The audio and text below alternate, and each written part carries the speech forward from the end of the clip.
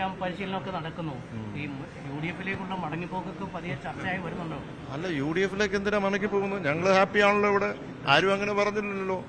അത് കൃത്യമായി വേറൊരു കാര്യം, ലോക്സഭാ തെരഞ്ഞെടുപ്പ് ഇപ്പോൾ വന്നു. ലോക്സഭാ തെരഞ്ഞെടുപ്പിൽ തീർച്ചയായും അത് ഇടതുപക്ഷ ജനാധിപത്യ മുന്നണിക്ക് ഒരു പരാജയമുണ്ടായി.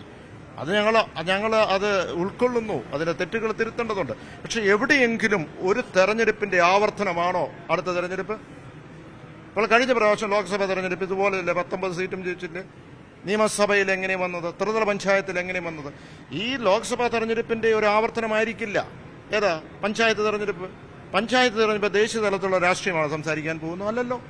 അപ്പോൾ അവിടെയൊക്കെ വ്യത്യാസമുണ്ടാകും. തെറ്റുകൾ തിരുത്തി സർക്കാരാണെങ്കിലും അത് ഏതെങ്കിലും രാഷ്ട്രീയ പ്രസ്ഥാനമാണെങ്കിലും മുന്നണിയാണെങ്കിലും തിരുത്തി മുന്നോട്ട് പോകും. ഞങ്ങൾക്ക് ആത്മവിശ്വാസമാണ്. എവിടെയെങ്കിലും ഉണ്ട് അത് തിരുത്തണമെന്നുള്ള ജനങ്ങൾക്കൊരു ആഗ്രഹമുണ്ട്.